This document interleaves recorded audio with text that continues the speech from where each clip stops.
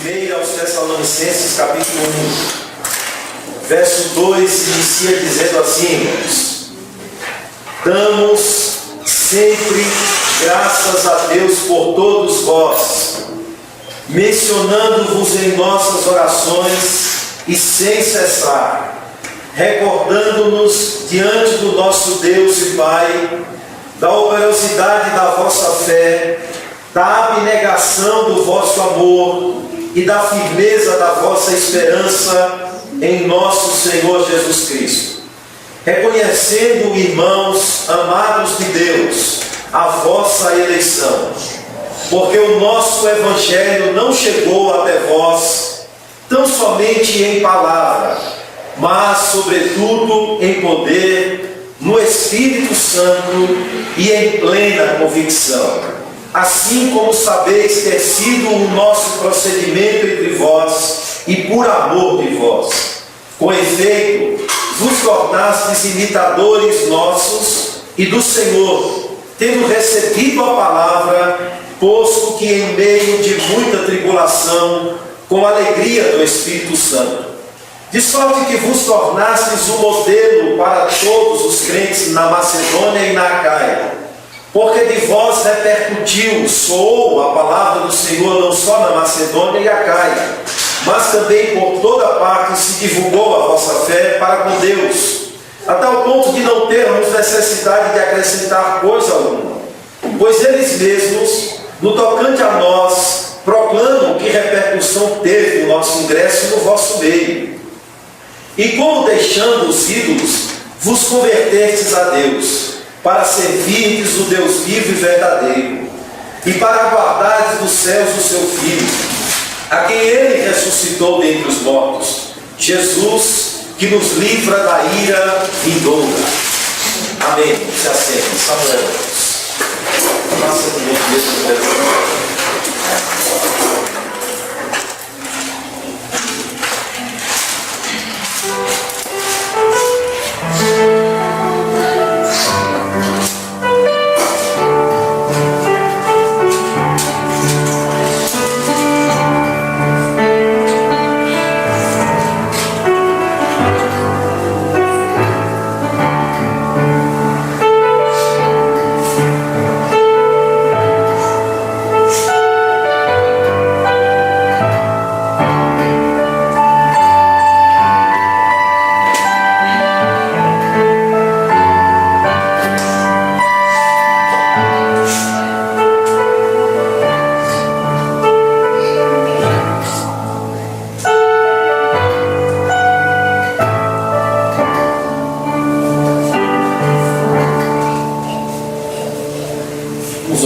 Senhor, nós estamos aqui mais uma vez diante da Tua presença. Assim como pela manhã, nós também, neste momento, te agradecemos, porque nós estamos aqui mais uma vez, nós desfrutamos nessa manhã da Tua palavra, ouvindo, Senhor, o quanto que os Teus ensinamentos, Senhor, produz resultados poderosos de transformações na vida do homem. E nós nessa manhã ouvimos o Evangelho. Ouvimos, Senhor, que Ele transforma as nossas vidas, nos retira do mundo, nos arranca do mundo, Senhor, para servirmos ao Deus vivo. Assim como o relato daqueles irmãos de Tessalônica, nós hoje, aqui neste local, neste contexto em que estamos vivendo, tão pagano quanto aquele, tão cheio de indiferença ao teu Evangelho como aquele, nós hoje também, Senhor, temos a condição de viver o mesmo padrão que aqueles irmãos viveram. Viver a mesma fé, a mesma abnegação de amor, a mesma alegria do Espírito, desfrutar de todas as bênçãos do Evangelho, tal como aqueles irmãos desfrutaram. E nós estamos aqui mais uma vez para ouvir o Senhor, para cantá-lo, para ler o Senhor, a fim de que esse Evangelho seja aplicado em nossas vidas. Amém. A fim de que este Evangelho, tal como transformou a vida daqueles irmãos, ele também transforme a nossa vida. Transforme a nossa mente, os nossos corações, a nossa conduta, Transforme os nossos relacionamentos, tanto para com o Senhor, para com os irmãos. E que este Evangelho, Senhor, arranque os ídolos dos nossos corações. Arranque os ídolos, ó Deus, das nossas vidas e nos faça servir integralmente ao Deus vivo. Ao Senhor que nos salvou, ó Deus, por meio de Jesus Cristo, nos livrando da ira futura. Portanto, nessa noite, nós te agradecemos por estarmos neste ambiente totalmente livre, totalmente, Senhor, adequado para ouvir, para prestar ao Senhor um culto verdadeiro, para chegarmos ao Senhor como pedras que vivem e para oferecer ao Senhor os nossos corpos como sacrifício vivo, santo e agradável, sendo este o culto racional que o Senhor recebe, e apresentando, Senhor, a nossa vida como uma oferta agradável ao Senhor, por meio de Jesus Cristo.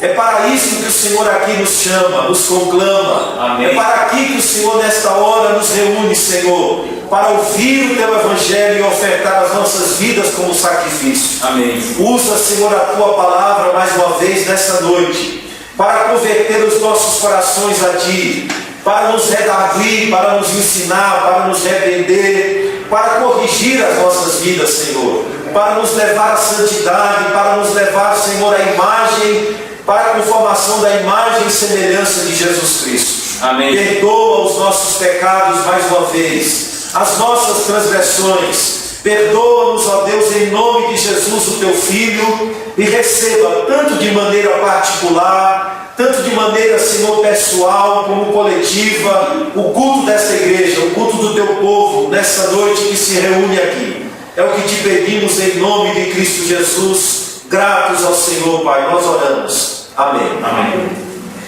Todos os irmãos de pé de todas as tribos.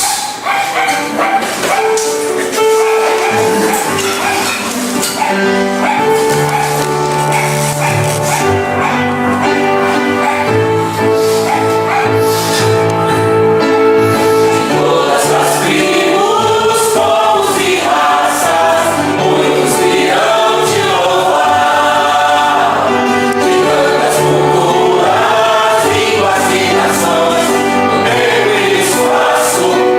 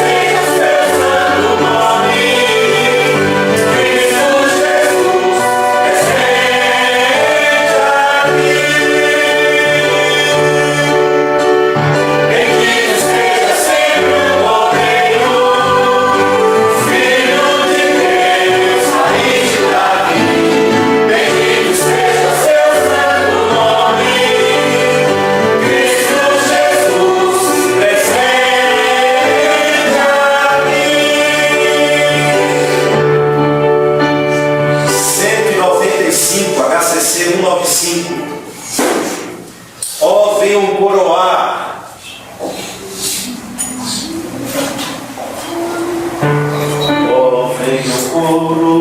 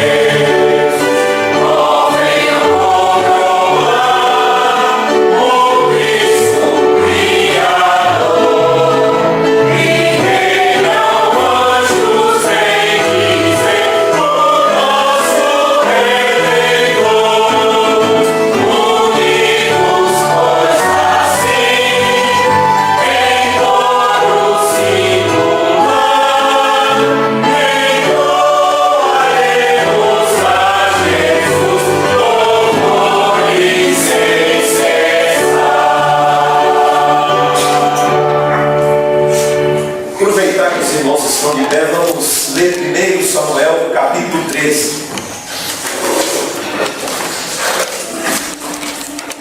1 Samuel, capítulo 13.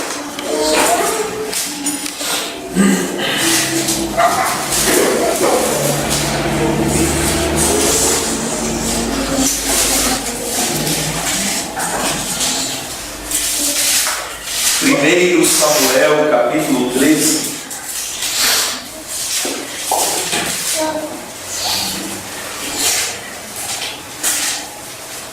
Eu vou ler, os irmãos acompanhem a leitura. Um ano reinara Saul em Israel. No segundo ano de seu reinado sobre o povo, escolheu para si 3.000 homens de Israel. Estavam com Saul 2.000 em Micmas e na região montanhosa de Betel, e 1.000 estavam com Jonatas em Gibeá de Benjamim. E despediu o resto do povo, cada um para a sua casa. Jonatas derrotou a guarnição dos filisteus que estavam em Gibeá. E que os filisteus ouviram pelo que Saul fez tocar a trombeta por toda a terra, dizendo: ouçam isso os hebreus. Todo Israel ouviu dizer: Saul derrotou a guarnição dos filisteus, e também Israel se fez odioso aos filisteus. Então o povo foi convocado para junto de Saul em Gilgal. Reuniram-se os filisteus para pelejar contra Israel. 30.000 carros e 6.000 cavaleiros, e povo e multidão como a areia que está à beira-mar. E subiram e se acamparam em Micmas, ao oriente de Bet-Avém. Vendo, pois, os homens de Israel que estavam em apuros, porque o povo estava apertado, esconderam-se pelas cavernas, e pelos buracos, e pelos penhascos, e pelos túmulos, e pelas cisternas. Também alguns dos hebreus passaram o Jordão para a terra de Gade e Gileade. E o povo que permaneceu com Saul, estando este ainda em Gilgal, se encheu de temor. Esperou Saul 7 dias, segundo o prazo determinado por Samuel. Não vindo, porém, Samuel a Gilgal, o povo se foi espalhando dali. Então disse Saul: trazei aqui o holocausto e ofertas pacíficas. E ofereceu o holocausto. Mas acabara ele de oferecer o holocausto, eis que chega Samuel. Saul lhe saiu ao encontro para o saudar. Samuel perguntou: que fizeste? Respondeu Saul: vendo que o povo se ia espalhando daqui, e que tu não vinhas nos dias aprazados, e que os filisteus já se tinham ajuntado em Micmas, eu disse comigo: agora descerão os filisteus contra mim a Gilgal, e ainda não obtive a benevolência do Senhor, e forçado pelas circunstâncias, ofereci holocaustos. Então disse Samuel a Saul: procedestes neciamente em não guardar o mandamento que o Senhor teu Deus te ordenou. Pois teria agora o Senhor confirmado o teu reino sobre Israel para sempre. Já agora não subsistirá o teu reino. O Senhor buscou para si um homem que lhe agrada, e já lhe ordenou que seja príncipe sobre o seu povo, porquanto não guardastes o que o Senhor te ordenou. Então se levantou Samuel e subiu de Gilgal a Gibeá de Benjamim. Logo Saul contou o povo que se achava com ele, cerca de 600 homens. Saul e Jonatas, seu filho, e o povo que se achava com eles, ficaram em Geba de Benjamim. Porém os filisteus se acamparam em Micmas. Os saqueadores saíram do campo dos filisteus em 3 tropas. Uma delas tomou o caminho de Ofra à terra de Saul. Outra tomou o caminho de Bet-Horon, e a terceira o caminho a cavaleiro do vale de Zeboim, na direção do deserto. Ora, em toda a terra de Israel, nenhum ferreiro se achava, porque os filisteus tinham dito: para que os hebreus não façam espada nem lança. Pelo que todo Israel tinha de descer aos filisteus para molar a areia do seu arado, e a sua enxada, e o seu machado, e a sua foice. Os filisteus cobravam dos israelitas 2/3 de um ciclo para molar os fios das relhas e das enxadas, e 1/3 de um ciclo para molar machados e aguilhadas. Sucedeu que no dia da peleja não se achou nem espada, nem lança na mão de nenhum do povo que estava com Saul e com Jonatas. Porém se achavam com Saul e com Jonatas, seu filho. Saiu a guarnição dos filisteus ao desfiladeiro de Micmas. E aqui encerra. Vamos orar e agradecer a Deus. Senhor, nosso Deus e Pai, nós, mais uma vez, acabamos de ler a Tua Palavra. Acabamos de ler, Senhor, aquilo que a Tua vontade, Senhor, quis preservar para o nosso ensino. Aquilo que o Senhor, ó Deus, ao longo da história, do tempo, ao longo de todo esse percurso, desde o acontecimento inicial até hoje, esses relatos estão preservados para o nosso ensino, para as nossas advertências, instruções, a fim de que nenhum de nós, ó Deus, assim como Saul, rejeite os Teus mandamentos, rejeite, Senhor, as Tuas instruções, desobedeça a Tua palavra, Deus. Que o Senhor, em nome de Cristo Jesus, aplique essas verdades aos nossos corações, a fim de que ela produza o temor do Senhor em nossas vidas, Pai. A fim de que a Tua palavra faça com que andemos nos Teus caminhos. Essa palavra que é luz, amém, que é lâmpada, essa palavra que é cânon, que é reta, amém, que é vara de medir, essa vara que é a amendoeira, Senhor, que ilumina os lugares escuros, e é por essa palavra que o Senhor vela para que ela se cumpra, ó Deus. Faça com que andemos conduzidos pela luz da Tua Palavra. Faça com que andemos, Senhor, conduzido pela revelação da Tua vontade. Retira a obstinação do nosso coração. Faça com que sejamos homens sábios, mulheres sábias, ó Deus, e não nécios, ó Deus, não loucos, não precipitados, que não haja loucamente, Senhor, mas que haja, ó Deus, debaixo da prudência e instrução da Tua Palavra. Amém. É o que nós te pedimos em Cristo Jesus. Amém. Amém. Vamos de pé, irmãos, HCC 114. Veio a este mundo o Senhor Jesus.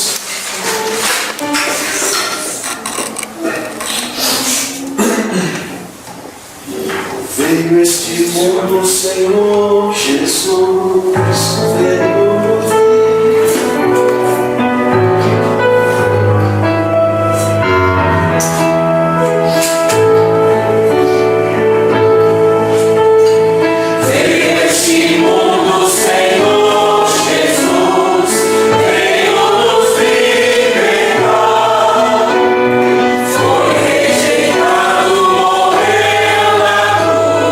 Para nos resgatar.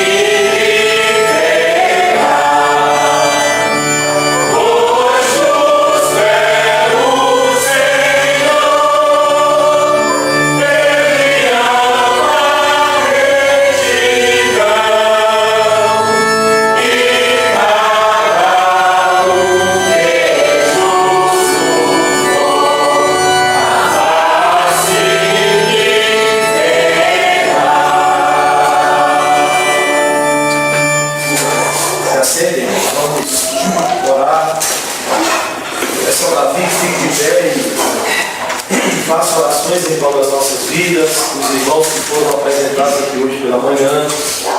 Vamos orar uns pelos outros. Senhor,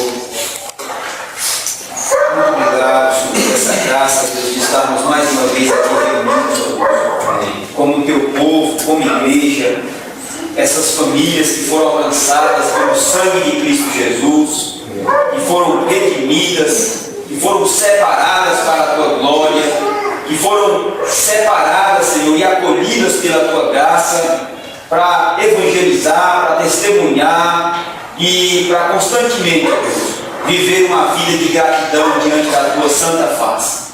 Muito obrigado, Senhor.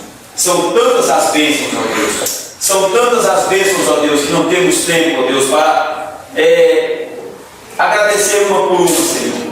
E então te agradecemos, ó Deus, pela vida. Te agradecemos pelo privilégio, ó Deus, de ouvir a tua palavra neste dia. Te agradecemos, Senhor, por termos a tua palavra em nossas mãos. Te louvamos por ter este ambiente aqui, ó Deus, de forma que podemos aqui nos reunir de forma pacífica. Te louvamos, Senhor, e te agradecemos por essas crianças que o Senhor tem mandado. Te louvamos, ó Deus, por esta juventude também. Te louvamos pelo pastor e pela vida dele que o Senhor tem preservado. Muito obrigado, Senhor, por todas estas bênçãos. Muito obrigado, Deus, pelo pão de cada dia que o Senhor tem mandado com fartura, Deus, e da melhor qualidade, Senhor. Muito obrigado mesmo, Senhor, por tudo isso. Muito obrigado pela saúde e também pelas doenças que o Senhor tem mandado, pelas lutas, pelas perseguições. Tudo isso, Senhor, são instrumentos nas tuas mãos para o teu nome ser glorificado e para a nossa fé ser forjada, ser trabalhada, ser melhorada. O Senhor trabalhar no nosso caráter, o Senhor nos aproximar de Ti e o Senhor nos fazer cada dia mais dependentes da Tua graça e dependentes em oração, a Deus, da Tua santa pessoa. Desde já, Senhor, te pedimos perdão pelos nossos pecados e transgressões, te pedimos também verdadeiro arrependimento deles. Que o Teu Evangelho nesta noite, mais uma vez pregado, nos leve ao verdadeiro arrependimento, arrependimento que frutifique, ó Deus, em mudança de vida, em mudança de falar, em mudança de ouvir, de ver o mundo, de nos relacionarmos com o próximo, de nos relacionarmos com a esposa, com o esposo, com os filhos, com os parentes. Que o Senhor nos dê graça e que este arrependimento se transforme em transformação de vida em nossas vidas. E desde já também, Senhor, nós queremos rogar aqui, ó Deus, intensamente, Senhor, pelo pastor Martinazzo, Senhor, lá em Moçambique. E ficamos sabendo que ele foi acometido pelo câncer e que muitos tumores já estão tomando o corpo dele, Senhor. E que ele tem uma esposa e umas crianças para cuidar. Mas sabemos que quem cuida é o Senhor, Senhor. E também, mais uma vez, encomendamos o Teu Filho aos Teus cuidados. Ó Senhor, com os nossos corações, ó Deus, com pesar, e com dor, Senhor, também por este Teu servo, Senhor. Também sofremos a dor dele aqui, Senhor. Que o Senhor possa estender as Tuas mãos sobre ele. Ainda cremos num Deus que cura, Senhor. E clamamos, ó Deus bendito, se essa for a Tua vontade, que o Senhor venha curar o Teu servo, Senhor, e restabelecê-lo, ó Deus, para o Teu reino, e restabelecê-lo para a família dele, restabelecê-lo para aquela igreja, restabelecê-lo para que ele seja uma bênção em Moçambique, ó Deus, como ele tem sido. Dá graça à esposa dele para apoiá-lo, para sofrer com ele estes momentos de dor, Senhor. Dá graça também aos filhos dele, Senhor. Dá graça ao pastor Joel, ao pastor Divino, irmãos do Leite, que tem ali acolhido o Teu servo, Senhor, e a família dele. Deus também manda recursos, Senhor, materiais ali. Manda mantimento, manda dinheiro para custear os tratamentos do Teu filho. Manda, Senhor, dinheiro para alimentar aquelas crianças. Senhor, abre as portas do céu, Senhor, sobre aquela família ali e sobre a igreja ali em Moçambique. Abençoe, irmãos do Leite, que tem cuidado das crianças. Abençoe as crianças, Senhor, que têm ouvido o Teu Evangelho com tanta sede na aula, Senhor. E que o Senhor transforme a vida daquelas crianças, para que a nação moçambicana, Senhor, colhe os frutos do Evangelho, Senhor, e seja incendiada pelo poder da Tua palavra, Senhor Jesus Cristo. Que ali, Deus bendito, o Senhor venha levantar famílias fortes, fundamentadas na Tua palavra, Senhor, assim como o Senhor fez lá em Tessalônica, Senhor. Levantou famílias fortes, fundamentadas no Teu Evangelho, famílias convertidas, abnegadas no Seu amor, famílias, ó Deus bendito, tomadas pela Tua palavra, Senhor, que assim aconteça em Moçambique. Abençoe também o pastor Labieno, o projeto Pronasce ali, Senhor, e os irmãos que têm cuidado desses projetos. Senhor, toma nas tuas mãos o teu filho, guarda-o e cobre com o teu precioso sangue. Deus abençoe o pastor Divino que tem pregado a tua palavra, juntamente com o pastor Joel. Estende as tuas mãos, ó Deus, e a tua santa graça sobre eles e sobre as suas famílias, Senhor. Sustenta os teus filhos ali também, Senhor. Também, Senhor, te pedimos que o Senhor estenda as tuas mãos sobre o missionário Luciano, que tem pregado, tem ensinado o teu evangelho no seminário e tem formado muitos obreiros, muitos líderes, ó Deus, ali, para pregar a boa palavra do evangelho, para pregar com clareza e para ensinar com clareza. Dá graça ao irmão Luciano, Senhor. Dá firmeza do coração dele, dá esperança, dá paz, dá força, Senhor, para que ele não desanime. Capacite-o com o teu Espírito Santo, Senhor, e continue a preparar líderes, Senhor, fundamentados na tua palavra, bem treinados na tua palavra, hábeis, ó Deus, no manejar do evangelho da paz, Senhor. Dá graça ao teu filho ali e aos demais irmãos que têm sido formados ali. No mais, Senhor, te pedimos pelo pastor e missionário Zé Dilson, Senhor, lá em Senegal. Ó Senhor, e aquelas crianças que foram alcançadas pelo Evangelho, que foram retiradas do lar, Senhor, que ali o teu filho estabeleceu. Ó Senhor, continua com aquelas crianças que têm sido perseguidas, Senhor, pelos muçulmanos, mas não têm negado a fé delas, Senhor. Que têm sido exemplo lá, Senhor, naquele orfanato para onde elas foram levadas, Senhor. Mas que o Senhor tem sido, Deus bendito, glorificado na vida delas. E que elas também possam continuar pregando a tua palavra para as outras crianças e para os demais líderes ali também, Senhor. Abençoe o pastor José Dilson, cobre o teu filho com o teu sangue, dá graça, dá ousadia, dá poder do teu Espírito Santo, Senhor, ali, para que ele pregue o teu evangelho a cada vez mais com ousadia, com graça e com poder naquele lugar. Amém. Senhor, abençoe aquele casal de americanos, ó Deus, que com muita luta, Senhor, um casal se converteu, Senhor, mas sabemos que muitos ainda virão, Senhor. E o Senhor é poderoso para abençoar aquele casal ali na pregação do Evangelho, para que eles não desanimem, para que eles sejam alimentados pela tua esperança, que eles recebam de ti poder, graça, unção, capacitação, como o Senhor tem feito, Senhor. Fortalece o teu filho ali, Senhor. Deus, e no mais, também pedimos a tua graça e a tua bênção sobre o pastor Gessé Rio, Senhor, que tem estado na África do Sul com a sua esposa, Senhor. Ele sofre de problemas de saúde, a esposa também, Senhor. Mas o Senhor é poderoso para sustentá-los, Senhor, para protegê-los, para guardá-los. E mais uma vez te pedimos, Senhor, manda mais missionários para ajudar os teus filhos ali. Amém. Manda mais obreiros, Senhor, para sustentar e ajudar os teus filhos ali, Senhor. Eles estão ali, Deus bendito, quase que só, Senhor. Mas o Senhor é poderoso, Deus, para mandar jovens para aquele lugar, para mandar obreiros sadios, Senhor, e cheios de disposição para trabalhar na evangelização ali, Senhor. Ó Deus, grande é a seara e poucos são ceifeiros, Senhor. Ó Senhor, grande é a seara, Senhor. Manda obreiros, Senhor. Manda obreiros, Senhor. Manda mulheres, manda jovens, manda adolescentes, Senhor. Manda senhores, manda senhoras. Levanta mantenedores, levanta intercessores, Senhor, para orar constantemente por esses missionários. Abençoe a irmã Graciete Mota, que está ali no meio dos índios Cabixi, Senhor, traduzindo a tua palavra, Deus, para o idioma deles. Algo muito difícil. Mas foi o Senhor que confundiu as línguas lá na filha de Babel, e o Senhor é poderoso para desconfundi-las, Senhor, usando os teus filhos ali através da linguística, Senhor. Então, Senhor, que o Senhor possa usar a tua filha poderosamente, dar mais sabedoria, dar graça, dar saúde, e que o Senhor possa também aumentar a equipe, Senhor Deus bendito, de linguistas, Senhor, para continuar a tradução dos índios, Senhor. Deus abençoe e abre as portas das nações indígenas, porque a FUNAI tem fechado, Senhor. E eles não têm conseguido entrar lá, Senhor. Mas o Senhor é poderoso, porque o Senhor tem um povo, ó Deus, que o Senhor escolheu também entre todas as raças, tribos e nações, Senhor. E o Senhor é poderoso para abrir as portas dessas tribos, Senhor, para a pregação da tua palavra ali. No mais, Senhor, oramos pelo Ricardo, Senhor, lá em Monsenhor Tabosa, no Ceará, que está lutando, Senhor, para fundar uma igreja ali. Dá graça ao teu filho, dá força, dá esperança, fortalece o teu filho com o teu Espírito Santo e com a tua graça. E também, ó Deus, nos orienta sabiamente pelo teu Espírito Santo, a fim de que possamos auxiliar os teus filhos ali em tudo quanto o Senhor, assim, Deus bendito, requer, para que a tua obra ali, Deus bendito, avance, Senhor, na pregação do Evangelho e na glorificação do teu nome. Abençoe o pastor Coelho Júnior ali em Belém do Pará, por toda a dificuldade, Senhor, dá graça ao teu filho, aquela igreja ali, guarda e livra-os do mal, Senhor, e dá crescimento espiritual, Senhor Jesus Cristo, ali também aos teus filhos. No mais, Senhor, abençoe o pastor Aristides, abençoe o pastor Santana Dória, abençoe o pastor Eric Pen, abençoe o missionário Lourenço Burkman, que o Senhor possa abençoar os teus filhos, Senhor, na pregação e no ensino da tua palavra. Derrama da tua graça e da tua paz sobre eles. Abençoe o pastor Jorge, abençoe o pastor Edson Rosendo, a igreja de Caruaru, que o Senhor estenda a tua graça e a tua bondade sobre os teus filhos. Senhor, e mais uma vez, Senhor, te pedimos, levanta essa igreja, Senhor, para ser uma igreja missionária, uma igreja evangelística, uma igreja compromissada, Senhor, com missões. Faça-se isso aqui, Senhor.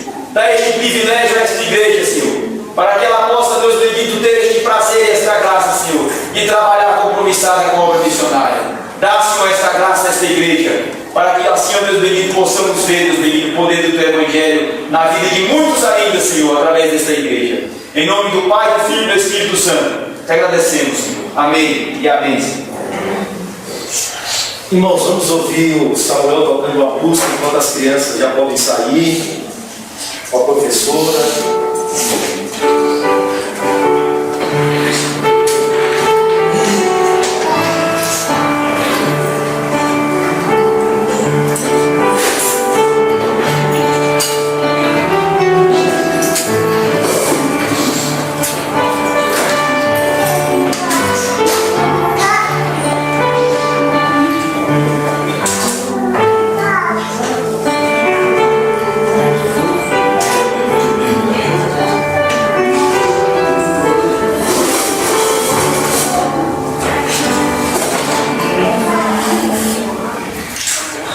Convido os irmãos a se colocarem em pé e abrir o texto em Marcos, capítulo 2.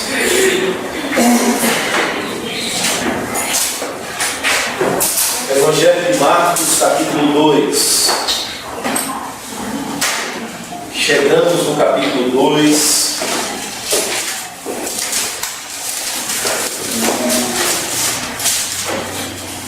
E eu vou ler do versículo 1 ao versículo 12. Marcos, capítulo 2, versículo 1 ao versículo 12. Eu leio, os irmãos acompanham atentamente. O texto diz assim, irmãos: dias depois, entrou Jesus de novo em Cafarnaum, e logo ocorreu que ele estava em casa. Muitos afluíram para ali, tantos que nem mesmo junto à porta eles achavam lugar, e anunciava-lhes a palavra. Alguns foram ter com ele, conduzindo um paralítico, levado por 4 homens. E não podendo aproximar-se dele por causa da multidão, descobriram o eirado no ponto correspondente ao em que ele estava, e fazendo uma abertura, baixaram o leito em que jazia o doente. Vendo-lhes a fé, Jesus disse ao paralítico: filho, os teus pecados estão perdoados. Mas alguns dos escribas estavam sentados ali, e arrazoavam em seu coração: por que fala ele deste modo? Isso é blasfêmia. Quem pode perdoar pecados, senão um que é Deus? E Jesus, percebendo logo por seu espírito que eles assim arrazoavam, disse-lhes: por que arrazoais sobre estas coisas em vosso coração? Qual é mais fácil?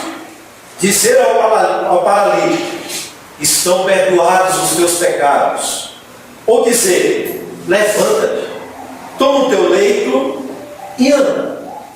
Ora, para que saibais que o Filho do Homem tem sobre a terra autoridade para perdoar pecados, disse ao paralítico: eu te mando, levanta-te, toma o teu leito e vai para a tua casa. Então ele se levantou e no mesmo instante, tomando o leito, retirou-se à vista de todos, a ponto de se admirarem todos e darem glória a Deus, dizendo: jamais vimos coisa assim. Se assente.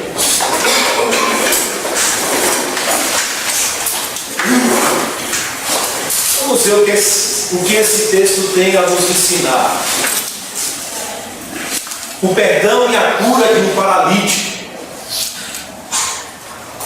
A cada nova, irmãos, manifestação do poder de Cristo, já vimos várias, estamos já no capítulo 2.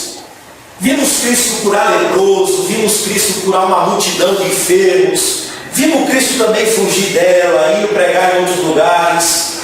A cada nova manifestação do poder de Cristo, através de palavras e obras, porque não eram só palavras, percebemos que a atuação do Evangelho vai assumindo cada vez mais dimensões, mais longas, mais amplas. Estamos sempre diante de novas dimensões. Os irmãos percebem isso claramente, nós percebemos isso. Porque a boa mensagem do Evangelho, anunciada por Cristo, ela veio alcançar os homens em suas necessidades reais, completas. Aonde o pecado atingiu ali, o Evangelho veio como um rolo compressor, atuando sobre enfermidades físicas, curas, perdão, lepra, tudo. E o Evangelho resgata e é aplicado sobre o homem como um todo. Como um todo. Alguns procuravam só cura física. E Jesus manifestava além. A manifestação do Evangelho ia além das expectativas das próprias pessoas. E assim o Evangelho ia mostrando as suas dimensões. Ele veio transformar os homens em suas raízes mais profundas, aonde o pecado entrou. Aonde o pecado entrou na natureza humana e na criação de Deus e ali estabeleceu suas raízes, o Evangelho veio transformar, veio mudar. A luz chegou e as trevas vão se dissipando, como diz João. Vão saindo, vão se dissipando e trazendo resultados verdadeiros. Esse era o objetivo principal de Cristo. Eu vim buscar os que sabiam perdidos. Por isso Cristo sempre encara isso com a sua perspectiva principal. E Cristo sempre encara as coisas em uma perspectiva diferente, a perspectiva do Evangelho. Quando uma multidão espera só por curas físicas, e ele vê que aquela multidão está ansiosa por resultados imediatos, ele foge, sai de madrugada e vai orar silenciosamente. E os discípulos dizem: rapaz, tem uma multidão esperando, e ele diz: vamos para o outro lado pregar.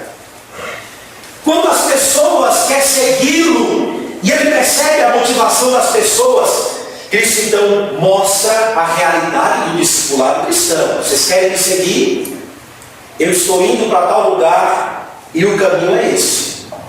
Era sempre essa perspectiva e essas dimensões amplas do Evangelho que as pessoas estavam sofrendo sobre si, percebendo que ele age além das suas próprias expectativas humanas. Agora aqui, diante dessa história, uma multidão, um paralítico, 4 amigos, escribas criticando, Jesus vai mostrar mais uma vez como ele está vendo e encarando aquela multidão e aquele momento. Cristo mais uma vez está diante de um auditório diversificado e mais uma vez ele não se apega à mera multidão que se aglomera em volta dele, mas pelo contrário, ele vê aquilo com a perspectiva do Evangelho. Cristo vê o paralítico com a perspectiva do Evangelho. Cristo vê os amigos com a perspectiva do Evangelho. Cristo vê os escribas com a perspectiva do Evangelho. Cristo vê a multidão com a perspectiva e o olhar do Evangelho. Por isso Cristo diz, ou por isso Cristo mostra no texto, que quando ele olha para a multidão, ele vê a verdadeira necessidade dos seus procuros. Ele não olha a multidão como multidão, mas ele vê a necessidade daquelas pessoas que estão procurando. É isso que Cristo vê. Versículo 1 e 2. Dias depois, Marcos já começa nos mostrando o tempo. Ele entrou de novo em Cafarnaum, e o verso 2 diz: muitos afluíram para ele, ou foram para ali, como diz a corrigida atualizada. Eram tantas pessoas, tantas, que alguns não conseguiam chegar nem à porta. E ele pregava a palavra. O texto diz que isso passou depois de muitos dias. Então ele sai de Cafarnaum e vai para Galiléia, pregar aos galileus. E lá ele passa um período, Marcos diz, depois de dias, ele passa ali pregando, anunciando, pregando o reino às pessoas e anunciando o evangelho às pessoas. E aí ele retorna de novo ao seu lugar de origem, Cafarnaum. Sabemos que Cristo nasceu em Belém, cresceu em Nazaré, foi expulso de lá e montou um território em Cafarnaum. Então ele volta para sua casa em Cafarnaum, o seu lugar de origem, no sentido de manifestar o seu ministério publicamente. E a impressão que temos é que a multidão já esperava ele. Vamos esperar ele voltar. Vamos esperar ele voltar. E quando ele chega em casa, isso não demora muito tempo. As multidões, eram muitas pessoas. A tradição oral aqui funcionou, porque começaram a dizer: olha, ele voltou de novo, ele está ali, está em casa. Aquele que curou as multidões voltou, está em casa. E o jornal boca a boca coloca em prática essa notícia, e o resultado é logo percebido. Vamos para a porta dessa casa, vamos ouvi-lo, vamos procurá-lo. E muitos afluíram para ele. E muitas pessoas procuravam Jesus, mas eram tantas, como diz o ditado, a casa ficou pequena. E os detalhes que Marcos apresenta é que era tanta pessoa, eram tantas as pessoas, que até a beira da porta, e no lugar da porta não cabia mais gente, não cabia mais ninguém. Junto à porta não se achava lugar, não cabia mais. Agora, não sobrou lugar para ninguém. Quem chegou cedo pegou um lugar bom, ficou perto do mestre, próximo ao lugar onde ele estava ali, manifestando os seus ensinos e possivelmente ia manifestar o seu poder. Quem chegou tarde brigou com a multidão lá fora para chegar perto. E nada. E o cenário aqui em volta de Cristo é esse: uma multidão, muitos assentados e vindo trazendo o paralítico 4 amigos. E aqui Jesus não vai atrás somente dos resultados imediatos da multidão que está à sua volta. Temos aqui um auditório de especificados, e Cristo sabe disso. Tem escribas, tem jovens, tem senhores, tem amigos, tem paralíticos, e há pessoas com motivações das mais diversas. Pessoas curiosas, pessoas querendo resultados rápidos, imediatos, pessoas ali para especular e sondar quem é ele. Quem é ele? E ele estava ali, Cristo mais uma vez como a panaceia das pessoas. Cristo mais uma vez ali para resolver as expectativas humanas das pessoas imediatas. Agora, como é que Cristo as vê? Como é que Cristo olha para aquela multidão? Como é que ele encara aquelas pessoas?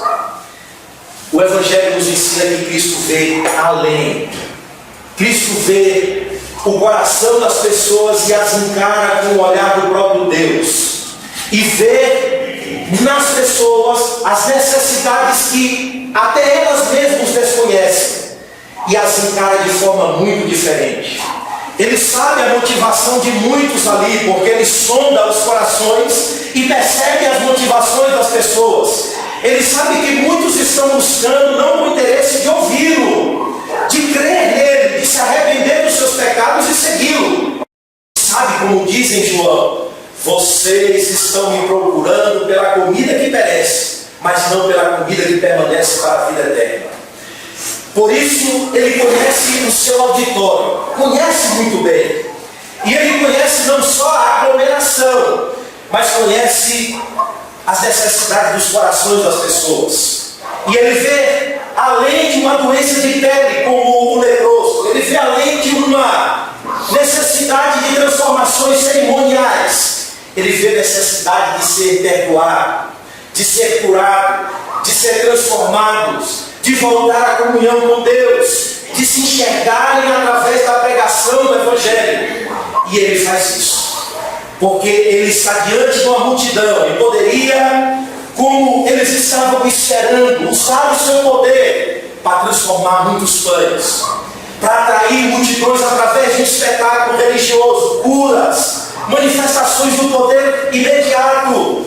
Mas ele não faz isso. Ele não brinca com as carências reais das pessoas. Quando ele olha para uma multidão, Cristo as vê como um pastor, como ovelhas que não têm pastor. Quando Cristo olha para uma multidão que está seguindo, ele vê que a multidão está carente de um guia, de um líder, de um pastor. Precisa voltar ao aprisco das ovelhas e ter comunhão com Deus. Foi como Israel, irmãos.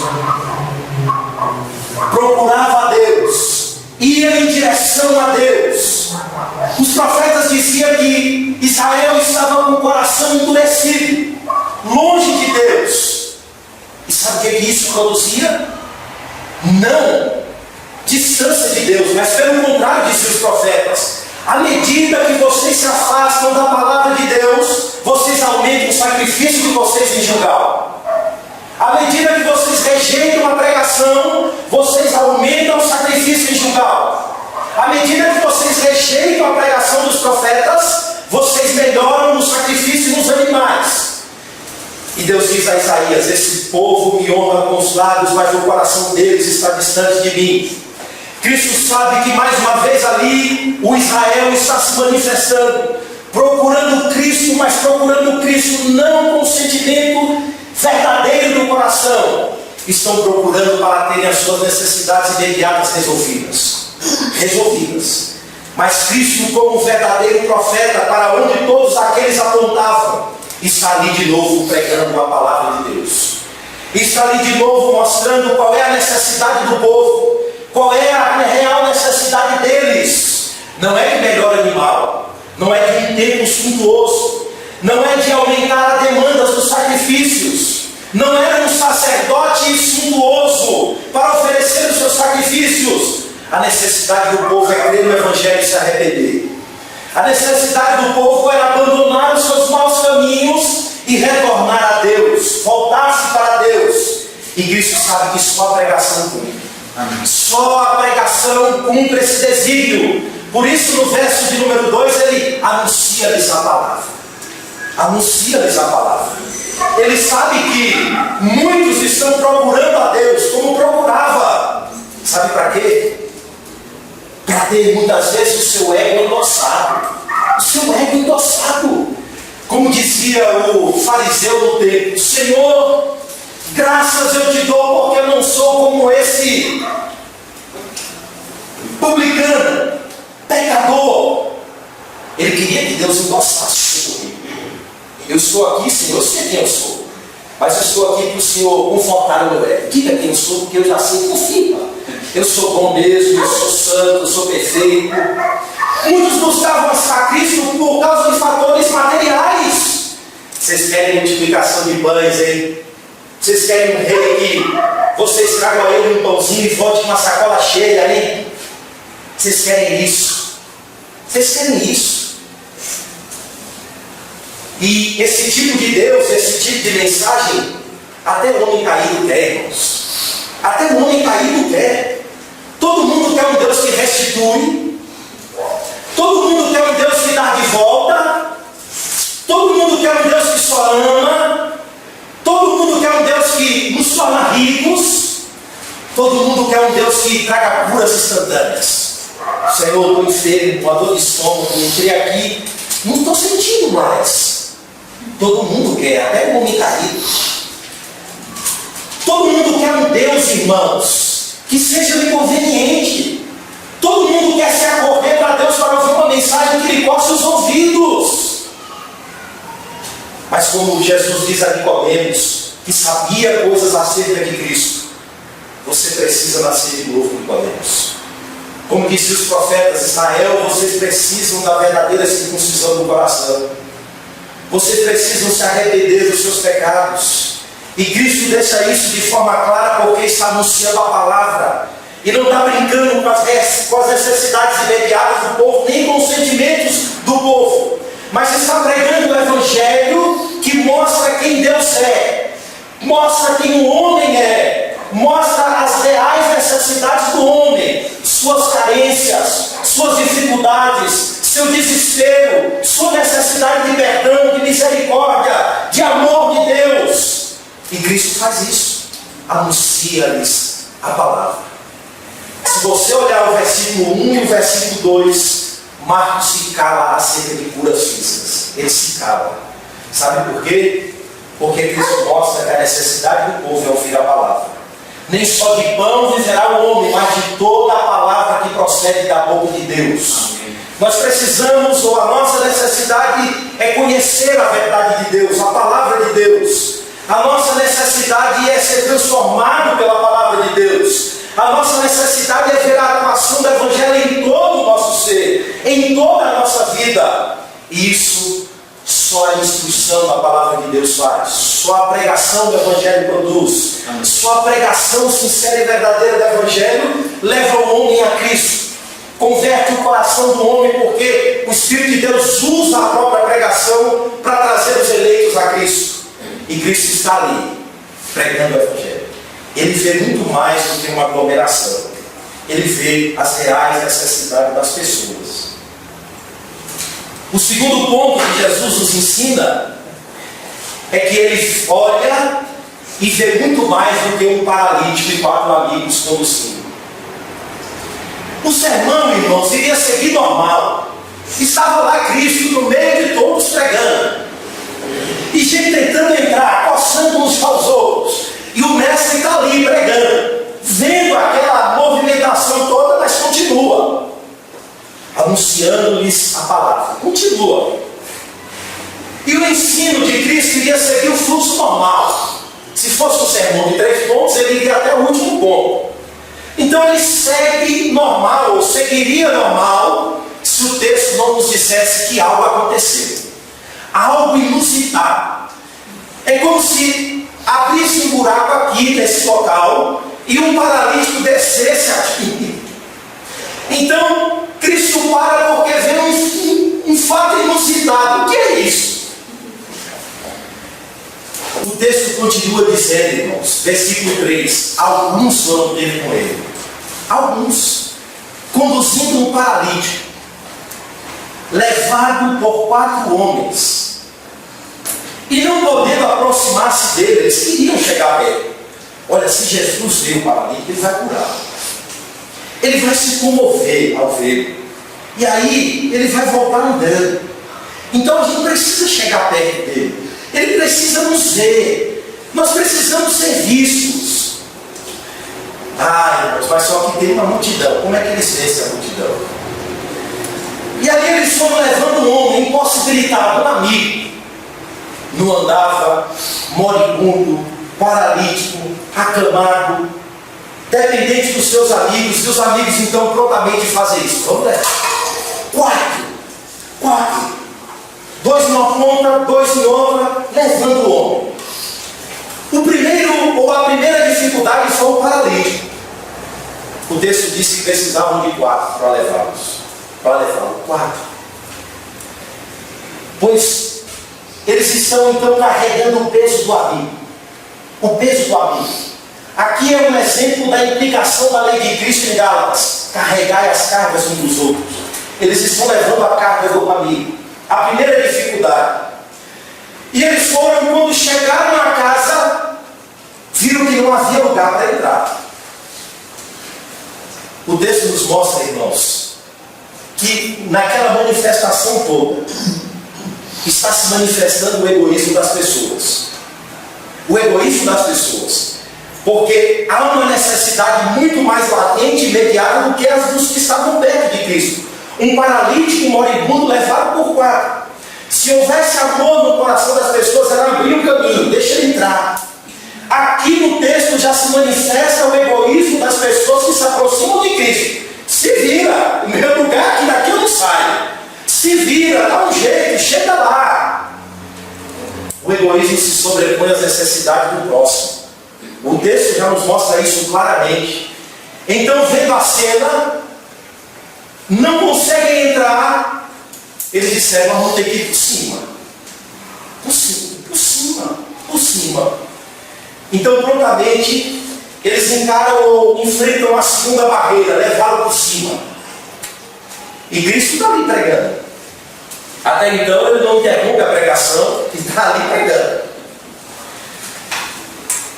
E ninguém dá lugar, ninguém sai do caminho, mas Cristo está ali pregando e eles estão tentando entrar. Então eles vão por cima da telha. A telha, irmão, era formada de vigas. Aquelas casas do interior do Nordeste ainda se vê. Vigas, com terra batida, com galhos, era colocado, amontoado, jogava terra batida, batia a terra. Estava feita a telha. Não tinha telha de amianto. Então eles... Vamos abrir. Agora você imagina a cena. Eles escolheram um lugar onde Jesus estava, calcularam e disseram: ele está ali, no meio. Então vamos abrir. Imagina a cena. As coisas caindo aqui, Jesus continua pregando. Só para quando descobre a telha e o paralítico entra. Entra no meio. Eles tiveram o trabalho de desmontar tudo, de desarranjar tudo. Calcular a posição de ser aqui. Desce ele. Era uma espécie de padiola, aquelas padiolinhas. Um pega daqui, um pega dali, pega de lá, desce ele, vai, segura para ele não cair, segura, vai. Descer. Era um leito. Então esse homem era um pobre, vivia no leito, carregado por amigos, dependente. Aleijado, pobre, carente. Então desce. E Jesus se depara com aquela cena. 4 amigos, um paralítico e uma multidão egoísta. E ali no canto, os escribas, maquinando.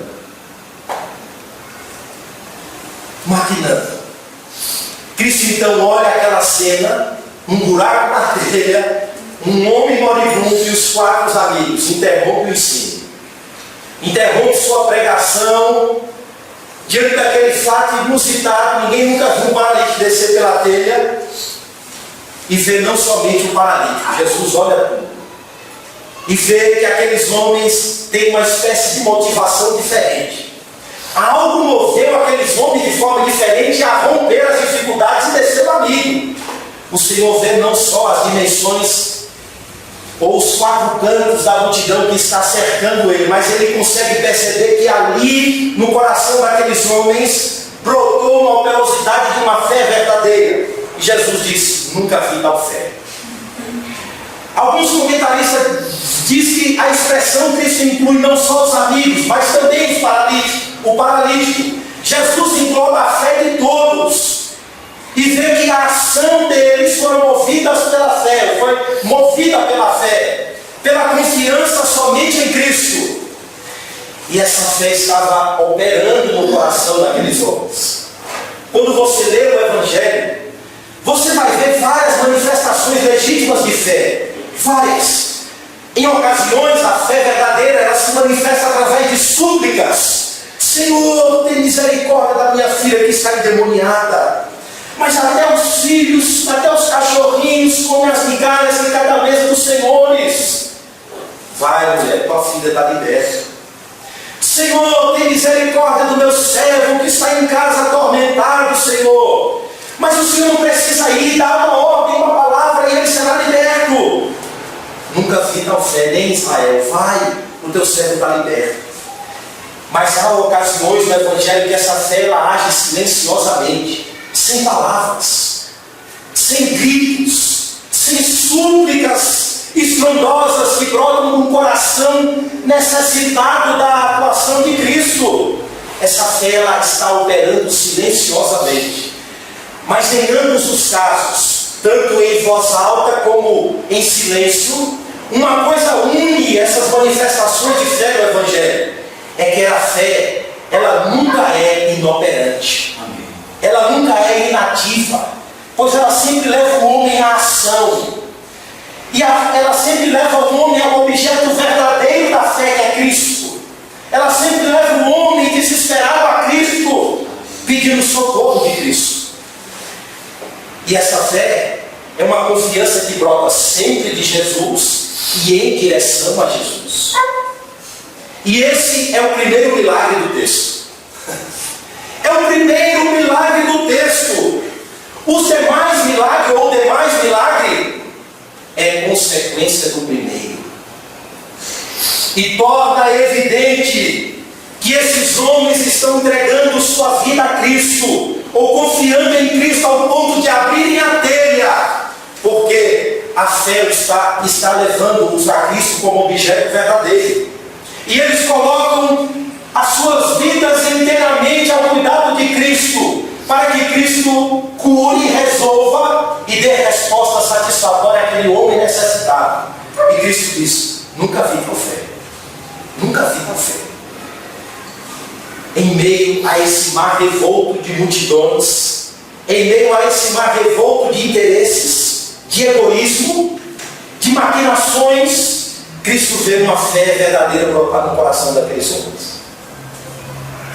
E a fé produziu a esperança, a perseverança, a persistência, o amor, o afeto, a abnegação. Fez com que aqueles homens carregassem os seus amigos, subissem na telha, abrissem a telha, descessem ele. Jesus disse: eu nunca vi fé assim. Eu nunca vi fé assim. Uma fé operosa. Operosa.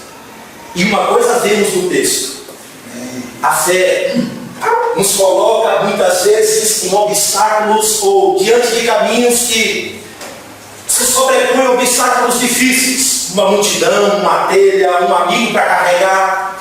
Mas essa fé ela nunca deixa de perseguir o seu objetivo, de que é ir a Cristo e alcançar a sublimidade do conhecimento de Cristo. Ela vai a Cristo, ela é operosa, ela não desiste, ela pela graça de Deus vence as dificuldades.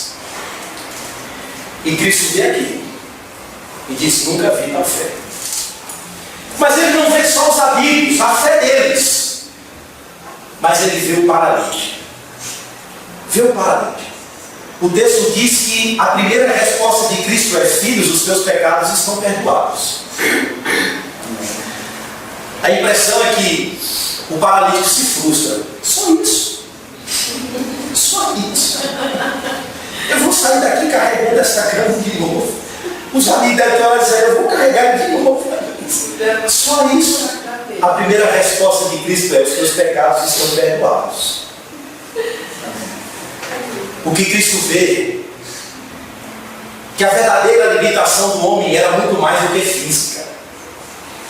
A verdadeira limitação do paralítico era a sua incapacidade espiritual. Sua primeira necessidade não eram de nervos, de pernas, de capacidade física para voltar a andar. A sua primeira necessidade era de perdão, de ser justificado, de ser perdoado, de voltar a ter comunhão com Deus, de se encontrar novamente. Isso Cristo faz. Os teus pecados estão perdoados. Amém. Muito mais do que uma paralisia, era a morte e escravidão ao pecado. Era carregar o peso e o fardo da culpa do pecado. E Jesus diz: está perdoado. Cristo vai além, irmãos, e vai à raiz do verdadeiro problema, que era a necessidade de perdão na alma. Todas as desordens físicas, todas, naturais, físicas, sociais, tudo é consequência desse mal maior que afetou a mim e a você, que é o problema do pecado. Do pecado. Tudo está intimamente ligado a essa necessidade de perdão, de restauração, de ser transformado, de voltar à comunhão com o Pai. Foi o que Deus disse a Adão: Adão, por causa de ti a terra será maldita. Você não sabe as consequências terríveis que você jogou sobre sua descendência. O pecado afetou toda a condição humana, trouxe morte espiritual, morte física, trouxe consequências físicas, temporais e consequências eternas ao homem. Associado a isso vem processos de doenças, processos físicos que vão matando o homem, e o homem não está vivendo, está morrendo. Está morrendo. Por isso o Evangelho veio tratar o mal pela raiz. É perdão que vocês precisam. Vocês precisam conhecer a graça de Deus, o perdão de Deus, o amor de Deus. Vocês precisam saber que aonde abundou o pecado, vai superabundar a graça. Está perdoado, meu filho. Cristo veio primeiro a necessidade de perdão, de reconciliação. Estão pregando o contrário. Cristo veio a necessidade de perdão, de reconciliação, de justificação. E não só resultados temporais, mas resultados eternos. São perdões ou resultados do Evangelho que extrapolam o nosso tempo, a eternidade. Você está em paz com Deus, meu filho. Está em paz com Deus. E o homem está na cama, paralítico, pobre, necessitado. E Deus diz: está perdoado. É isso que o Evangelho diz. É essa a essência do Evangelho. Nós estávamos perdidos, pobres, sem justiça, sem necessidade de levantar-se, sem condições alguma de ir a Cristo.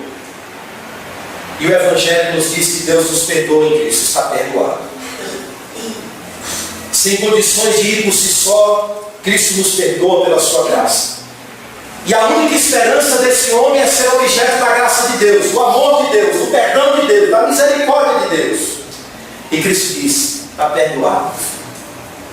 Está perdoado. Caso contrário, esse indivíduo voltaria da mesma forma. Poderia voltar andando. Poderia desfrutar do resto da sua vida andando. Mas desfrutaria a eternidade sem Deus. O Evangelho não inverte a ordem. O Evangelho vai na raiz dos problemas ou das necessidades dos homens e mostra que a sua maior necessidade é a ausência da glória de Deus. Está perdoado. É a primeira resposta. Está perdoado. Então ele ouve aquilo e o texto pontua no versículo 5 e mostra uma outra manifestação em língua grega. Agora, o terceiro ponto, Cristo olha e vê além da superficialidade religiosa dos escribas. Além. Ele vê a multidão, vê a necessidade do paralítico e olha e vê além da superficialidade dos escribas. No canto de toda aquela cena, naquele auditório havia um grupo diferente. Não eram os necessitados, porque eles não precisam do Evangelho. Eles são bons o suficientes para precisar do Evangelho. Eles são perfeitos o suficientes para depender da graça de Deus, do perdão de Deus, do amor de Deus. Eles têm currículos. Eles estão ali.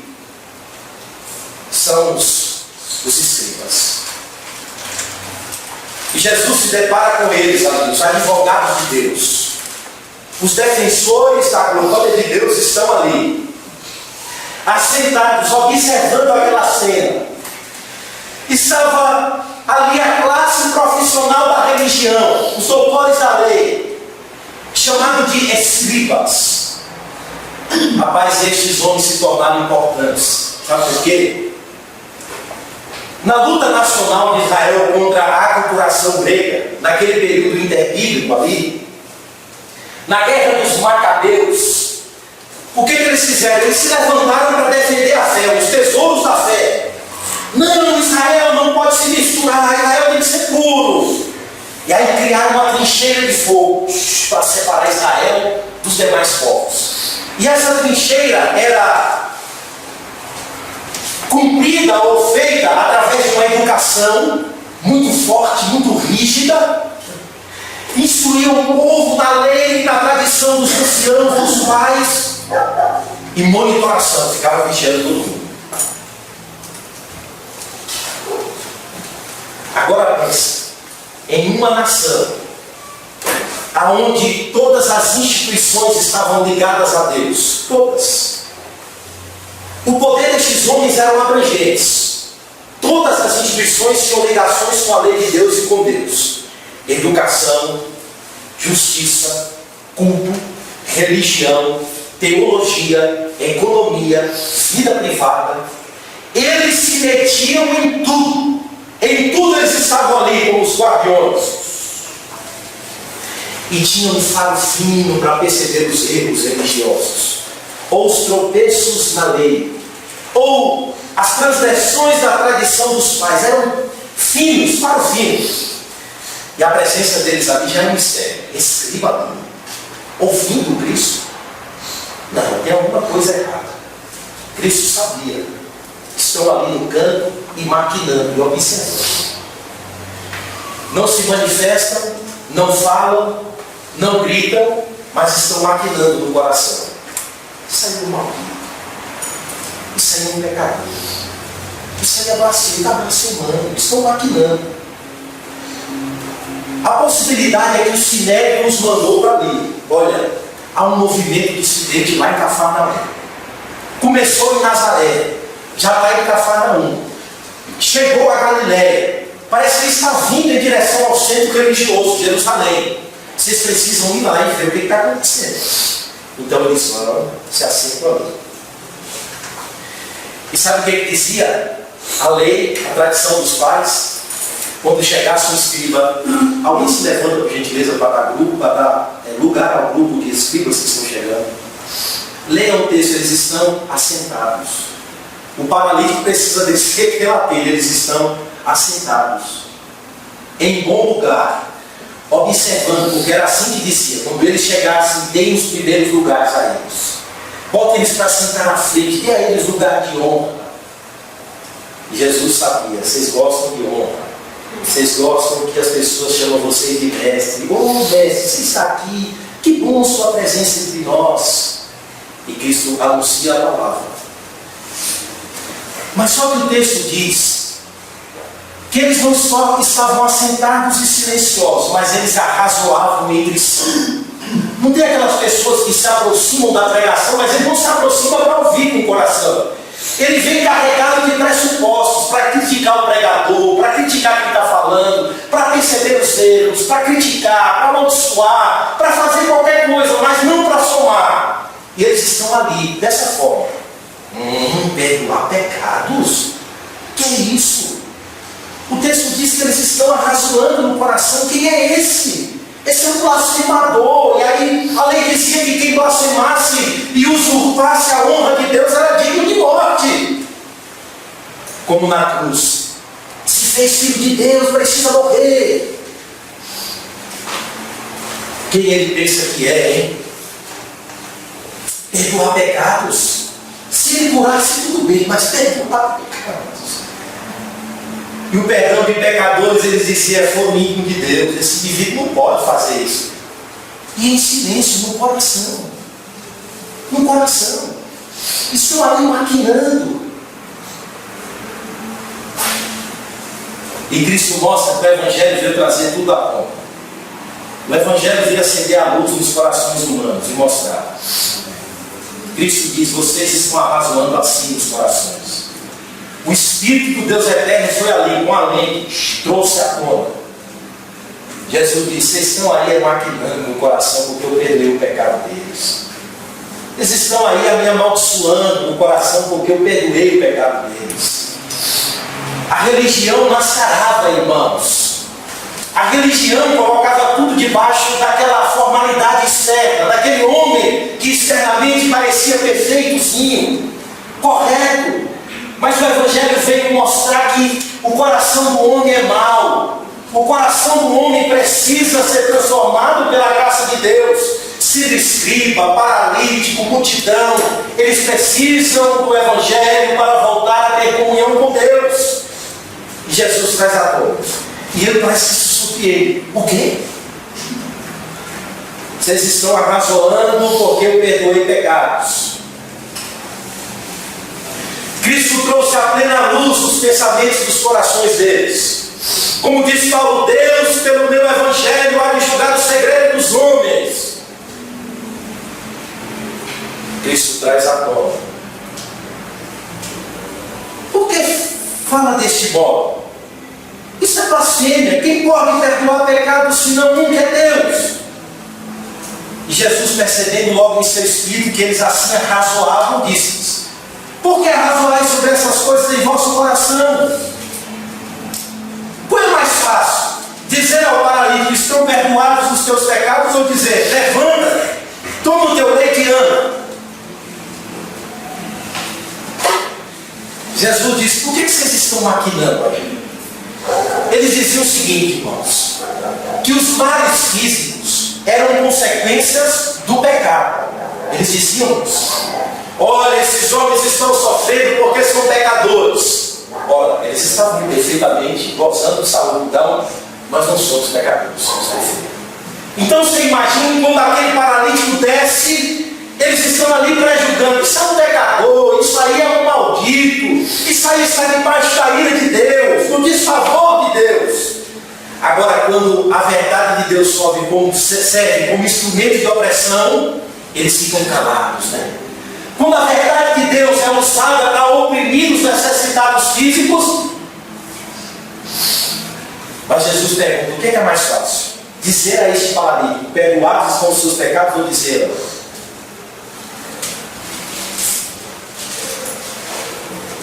a única prova incontestável do poder de Cristo seria o paralítico se levantar. Sabe por quê? Porque diante do perdão concedido ao paralítico, Cristo não poderia provar, porque eles estavam dizendo: é blasfemo. É blasfemo, só Deus perdoa, é blasfemo. Esse paralítico está sendo enganado. E Jesus disse: eu vou mostrar a vocês que eu tenho poder tanto para atuar na esfera espiritual quanto na esfera física. Levanta, toma o teu leite e anda, vai embora. Cristo não só perdoa os pecados, mas restaura as consequências do pecado sobre a vida do paralítico. Age de modo completo na vida daquele homem. Eles ficam sem resposta. É assim, irmãos, a religião nos ensina a somar 2 mais 2 é igual a 4. Mas se nós estabelecermos aos parâmetros religiosos uma equação mais complexa, ou uma soma adicionada de adição, multiplicação, 2 mais 2 dividido por 2 vezes 6, eles estavam vendo ali a ocasião de blasfêmia, mas não estavam vendo, como diz Jesus, que ele era o Filho do homem. Se eles dizem que só Deus perdoa o pecado e Cristo perdoa pecados, aquele homem é alguém diferente. Aquele homem é a manifestação de alguém cuja lei está prometendo, cuja lei está apontando. Este homem só pode ser o fim da lei, o princípio da lei, para onde a lei está apontando. Cristo, o único que é capaz de restaurar o homem e fazer com que ele cumpra verdadeiramente a lei de Deus. Amém. Este homem só pode ser as promessas do Messias no Velho Testamento. Mas a religião cegou. Como diz Paulo, eles sem zelo, mas sem entendimento. Porque quando a lei é lida na sinagoga, o véu de Moisés ainda está posto. Eles não conseguem ver Cristo. Eles conseguem ver tudo, mas não conseguem ver Cristo. E Cristo diz: o que é mais fácil? Não tem resposta. Não tem resultados para a equação que Jesus apresenta. Não tem. Ora, verso 10: para que saibais que o Filho do Homem, um termo messiânico de Daniel 7, verso 13, termo messiânico que fala que Jesus é o Filho do Homem, o cumprimento do Filho do Homem do Velho Testamento, aquele que vai entrar no mundo para resolver o pecado do homem e reinar com justiça, o Filho do Homem, aquele que vai restaurar a criação de Deus, é o Filho do Homem. Para que saibais que o Filho do Homem, o cumprimento das promessas do Velho Testamento que vocês tanto estudam, tem poder, autoridade para agir na esfera espiritual do homem, perdoar os seus pecados, torná-lo justo à vista de um Deus santo. Eu também tenho poder para fazer com que as consequências temporais do pecado também sejam resolvidas. Levanta, meu filho, vai para sua casa, toma o teu leito, vai embora. Eu te mando. Ou seja, é uma ordem expressa de Cristo: vai para a tua casa. Então ele se levantou, tomando o leito, retirou-se à vista de todos, a ponto de se admirarem todos e darem glórias a Deus. Jesus mostra que sua atuação, irmãos, seu evangelho atua no homem completo. O evangelho atua atua no corpo do homem, na alma do homem, na condição espiritual do homem, na condição social do homem, na condição física do homem. Ele foi procurar, sabe o quê? A cura do corpo.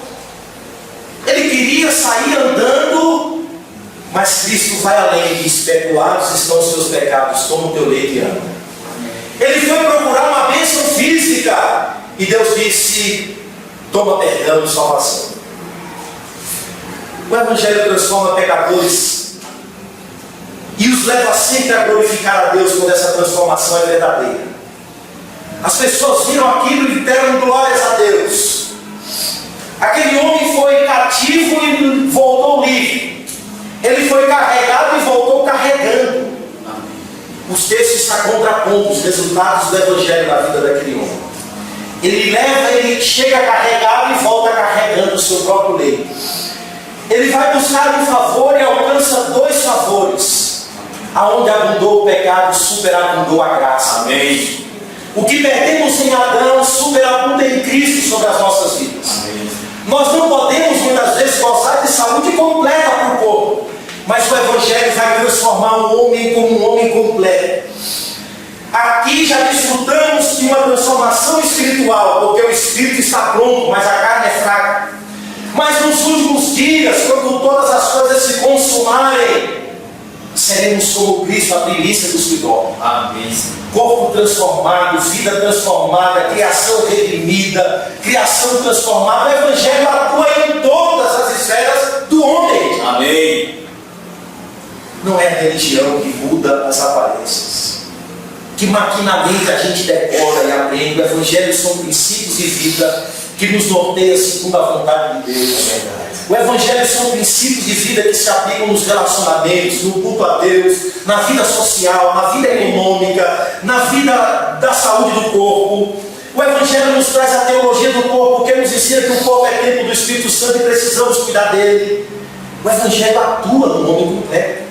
Cristo vê além de um paralítico, ele vê além das superficialidades religiosas, ele vê além da multidão.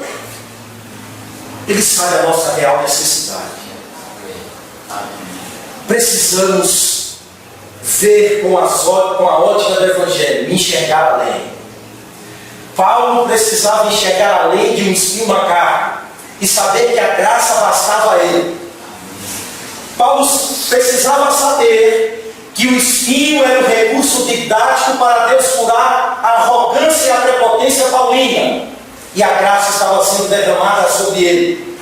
Nós precisamos ver além dos espinhos. Amém. Nossa maior necessidade não é transformações meramente físicas. Nossa maior necessidade não é mudança social. Nossa maior necessidade não é ganhar um salário maior. Nossa maior necessidade não é morar num palácio. Se Deus assim fizer, é segundo a vontade dele. Nossa necessidade é do Evangelho aplicado em nossas vidas diárias. Amém. Nossa necessidade é de ouvir a palavra de Deus, de se arrepender, de ser transformado, de ser santos, de ser conformados à imagem de Cristo. Precisamos ver, irmãos, a necessidade do Evangelho e de conhecê-lo sendo revelado através da pregação da palavra. Cristo anunciava a palavra. Precisamos ver nossa necessidade através do perdão diário. Precisamos do perdão diário, da misericórdia renovadora diária sobre as nossas vidas. Amém. E precisamos urgentemente da aplicação do Evangelho no nosso corpo, na nossa alma, na nossa mente, no nosso coração, na nossa vida, no ser completo. Precisamos. Você precisa ser curado como eu preciso ser curado em muitos aspectos. Na mente, no coração, no corpo. Precisamos que o Evangelho seja aplicado em toda a nossa vida. Esse homem começa recebendo perdão e vai desembocar levando o seu próprio leito. E as pessoas veem aquilo e dizem: glória a Deus. Glória a Deus. O Evangelho, quando aplicado verdadeiramente sobre a vida de um povo e da igreja, ele redunda para a glória de Deus. Quando esse Evangelho traz cura físicas, quando Deus usa os meios, age contra os meios, sobre os meios, essa cura acontece para que Deus seja glorificado. Não para que essa igreja faça propagandas e que o poder de Deus aqui se manifesta mais do que ali. Tudo tem um fim último de glorificar a Deus, assim como a minha e a sua vida. E as nossas necessidades muitas vezes não são percebidas por nós. Precisamos ver além dos espinhos. Amém. E ver a graça e o que Deus está fazendo através dos espinhos. Precisamos de conhecer o Evangelho. Precisamos de misericórdia renovadora diária que nos traz perdão, que nos traz alívio na consciência sobre o peso do pecado e culpa do pecado. Nos faça livres. Que não só veja o perdão de Deus, mas que desfrute o perdão de Deus e essa existência se torne leve, se torne alegre, sem dramas. E no texto Cristo mostra que esse homem, se dependesse dele, ele não seria perdoado porque ele está acamado, pobre, sem condições de andar, precisa ser carregado.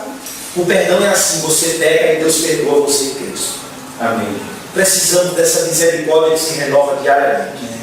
Mas precisamos também que o Evangelho cure, para que esses pecados não sejam repetitivos.